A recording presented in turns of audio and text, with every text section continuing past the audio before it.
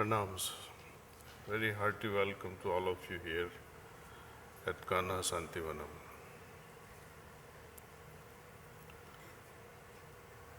I am sure you must have received a pamphlet, a message for the occasion. I wish you read them a couple of times, brood over it, contemplate, and see how we understand the relation between cause and effect and come to some sort of a being in such a way that we don't cause things in life, especially the one that would create the bondage. Sahaj Marg is all about granting us freedom with love. Whenever freedom is granted, there is a greater level of responsibility on our shoulders as part of this existence. God makes such free individuals more responsible to run His affairs.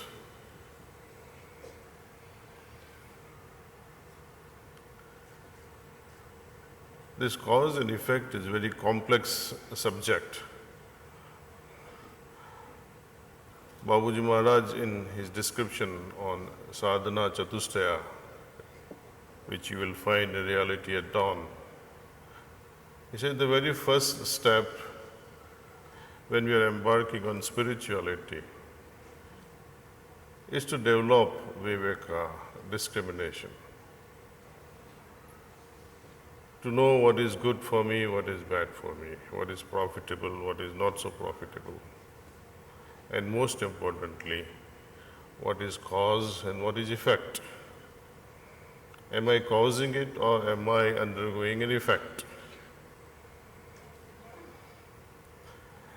Samskara theory says whatever I did, whatever I thought of, has created an impression upon my being, and because of which a new action is awaiting.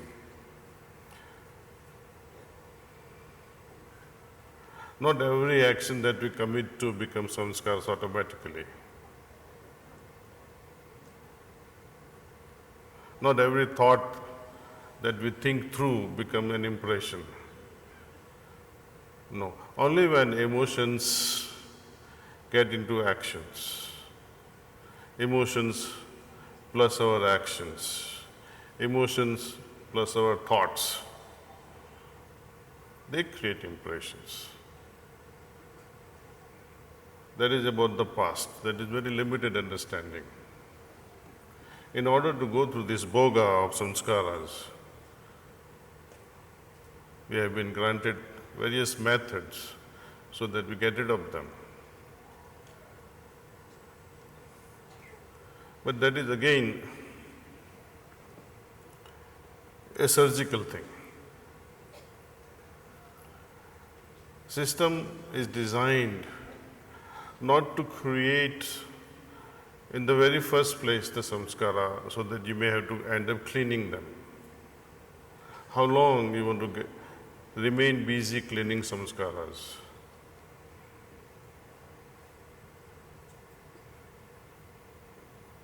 In fact, a state must come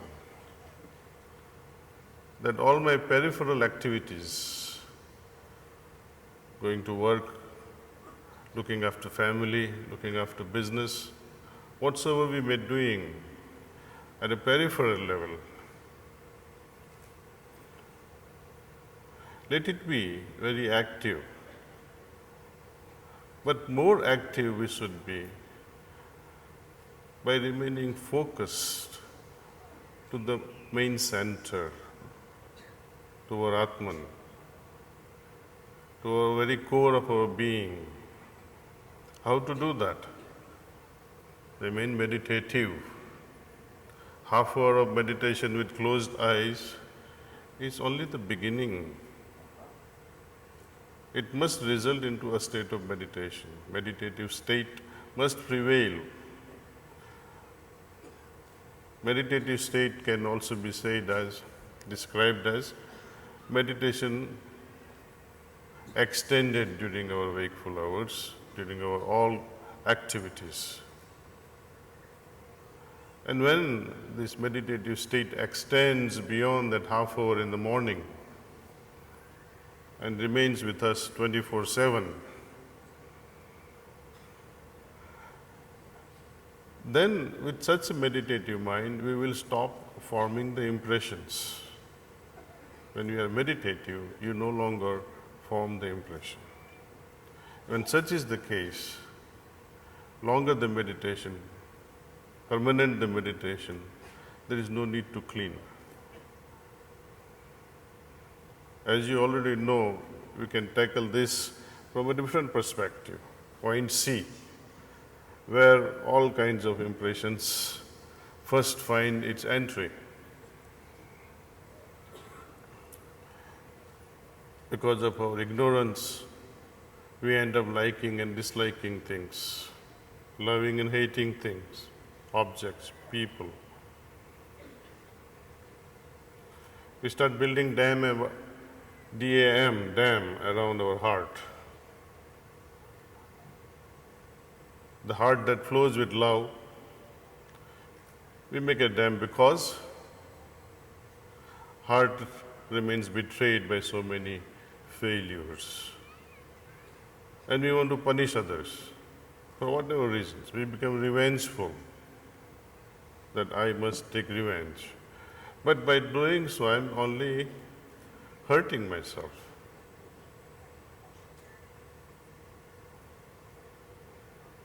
Not too long ago, one girl came crying to me and said, "Uncle, my life is finished." I said, "How so? You have such a great career waiting ahead of you." "Oh, my boyfriend ditched me. I shall never love anybody again." I said, "How could this be? It's only one." But then she said, "Remember, I told you last time also, another man did that to me. Now I'm finished with this love business." So I asked her, "Whom are you punishing by not loving anyone? Person whom you wanted to finish is no longer with you. Now you are punishing yourself only. You have closed your heart. Closed heart will work like a pond. River will stop flowing and you will start stinking like the pond. And one day it will remain dry. It will dry up one day. Love is very essential part of our existence. Many religions, they define God as love. Even when we understand the aspect of religion, what is religion after all? It's full of dogmas, belief system. Things to be done, things not to be done. Punyas and papams. This is all about religion. See? When we enter the field of spirituality, we come to a higher level of understanding that I must experience this knowledge which religion talks about. When religion talks about God is everywhere, He is omnipresent. Through spirituality, I must be able to experience His presence everywhere. And that is made possible through a simple practice. Start feeling little by little, have more and more sankalpas in life that yes, when the time comes,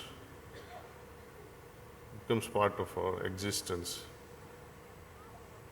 with full consciousness that you feel Him thriving in every atom in this existence.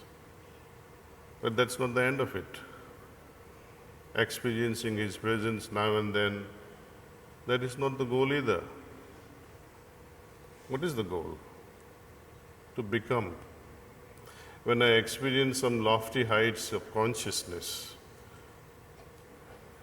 because I have become something, versus when I lose lofty heights of consciousness, when I become angry, irritable, annoyed, then I learn my lesson that, irritability, annoyance, being angry is of no consequence, it's of no value to me because it brings me down. Per contra, when I remain empathetic, compassionate, loving, my consciousness flies into sky of superconsciousness. Then I start learning things. Oh, it is becoming which is more important. That gives me the best experience in my life.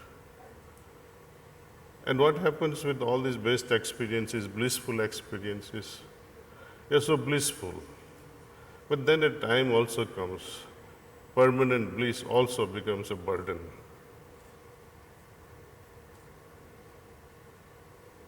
Then we say goodbye to this bliss. That is true renunciation. I say you're not affected by even the bliss. You've gone beyond. You become love. There is no room for any hatred.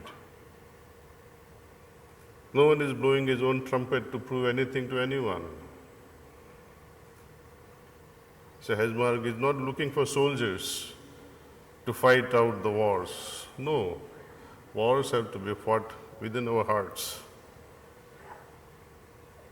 No attack on anyone. No character judgment of anyone. Oh, he's such a good volunteer, or she's such a lousy volunteer. Who are you to judge all these things? Our business is love business. Not as a verb, but by remaining in state of love, being in state of love, being absorbed in godly remembrance, carrying out our activities at a peripheral level, but absolutely remaining in touch with our innermost core. That is the teaching of Sahasmarg. Heartfulness way is only about this. Attach yourself to the core and continue doing your peripheral activities by remaining in touch with that inner essence. Once we adopt this lifestyle, there is no way we form the seeds of future actions. We stop forming the impressions. What is this life after all? It is the result, byproduct of our past life.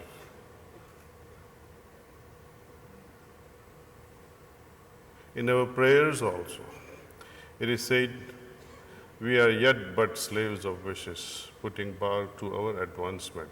How?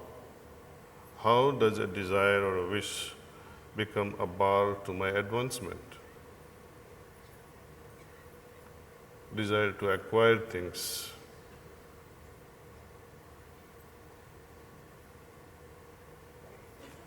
It forms the future samskars. We have known about past samskars that we have created in our past. But by simply wishing, simply desiring things in the now, they become the samskaras for the future. They become the potential seeds for the future. Then we remain affected by likes and dislikes. And as long as these dislikes and dislikes are there, we will continue to form the impressions.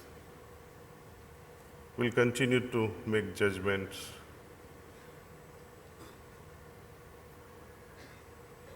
Someone was asking me the talk that I'm taking on a different angle at the moment, was asking Kamlesh Bhai, do you understand the influence of Graha, the planets, in our lives?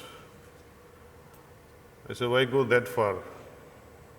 You are influencing my life at the moment. Isn't it? ये ग्रह जो है वो तो बहुत दूर है. हमारे दिल के अंदर जो पूर्वाग्रह है, हठाग्रह है, दुराग्रह है, वो तो उनसे भी बहुत खतरनाक है. So let's not worry about all this. And as long as we have these three things, Purvagra, Hatagra, and Duragra, we will remain succumb to lower tendencies.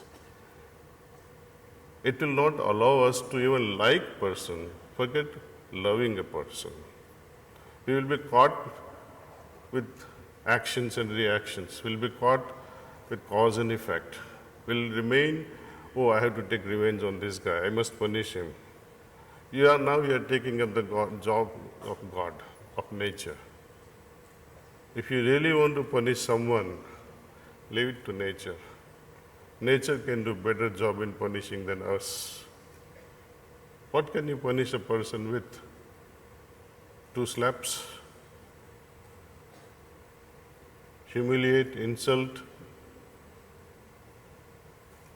That's all. Put him in a jail or her in a jail.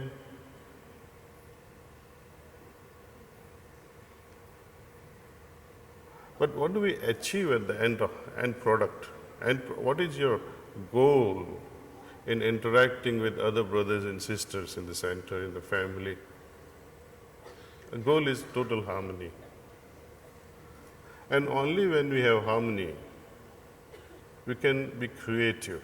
When there is peace, we can be creative. We can be even more creative when we are joyful.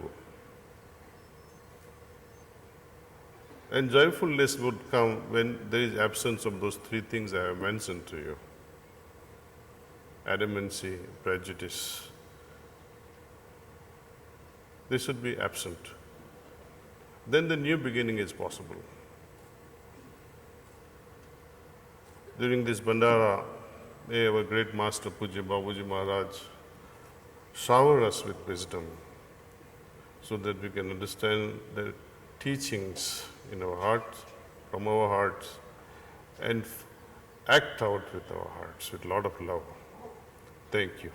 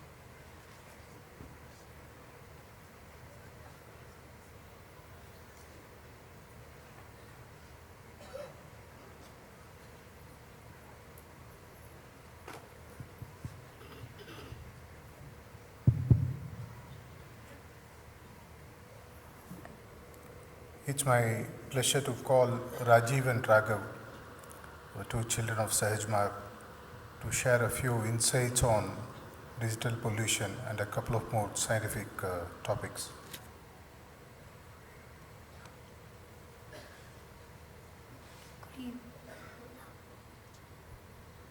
Good evening, respected Daaji, dear brothers and sisters. Today, I'm going to be talking about 3 major topics. Firstly, I would like to thank you all for your generous contributions towards Green Kana and your efforts put in towards planting trees here at Kana. Because of your efforts, Kana has become much greener than it was before, and I would like to thank you for contributing to planting trees in Kana. As you all know, Kanha is in the Rangareddy district. Rangareddy district is one of the hottest districts in South India. 2 years ago, when we started planting trees in Kanha, it was very hot. And now, after 2 years of our hard work and your contributions, the groundwater water level has increased by about 70%. Now, taking Daji's dream to a higher level, we are introducing the Ashram's Go Green Challenge. In this challenge, we want to plant 500,000 trees by June 5th, which is World Environment Day. It would be wise of you to plant trees that give fruits and vegetables that could be useful for our daily life. These 500,000 trees are not to be planted in Kana, but they are to be planted in your own centers, in and around them. If they are in cities and the center lacks of space, you could adopt a park or a road nearby the ashram and you could plant your trees. Or if you want to plant your trees inside the ashram, you could try terrace farming. Our second topic is plastics. Plastics, plastics, and plastics. We use them all the time and we see it everywhere. In the park, on the road, and the list goes on and on and on. Could you walk 2 steps without seeing a piece of plastic? Could you walk from here to there without seeing a single piece of plastic? When I was young, my parents gave me water in a metal bottle and not a plastic bottle. And I'm sure even all of your parents give you water in metal bottles and not plastic bottles. And you all know the reason why. Plastic is not good for health and it contaminates water. So when you go in the sun with plastic and you take your water bottle, the plastic melts and contaminates your water. And your water becomes poisonous for you to drink. What you do when you're buying plastic bottles is you're buying yourself cancer. That's how bad buying plastic water bottles is. It would be good if every family carries metal bottles to prevent use of plastics in and around our ashrams. Also, it would be wise for you all to carry metal bottles for the next bandara instead of purchasing plastic water bottles. The final topic is radiation. We would like to remind you about the world's biggest disease to mankind, which is radiation and the electromagnetic radiation that we all face every day, generated by our biggest enemies, phones. It would not be good for children like us to tell elders like you all not to use your mobile phones. I am sure that you all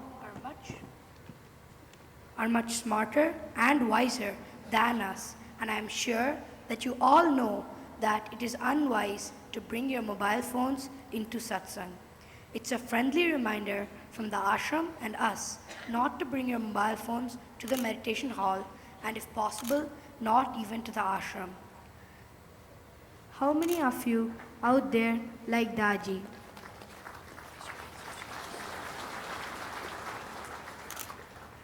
I see quite a lot of hands there. I think if all of you like Daaji so much, I think for Babuji Maharaj's birthday, which is tomorrow, his 119th birthday anniversary, we could give Kamlesh uncle the biggest gift. We could take a promise to ourselves to never bring phones into the meditation hall ever again from today. Thank you, respected Daaji and brothers and sisters. Thank you, Rajiv and Raghav. I think they deserve one more round of applause.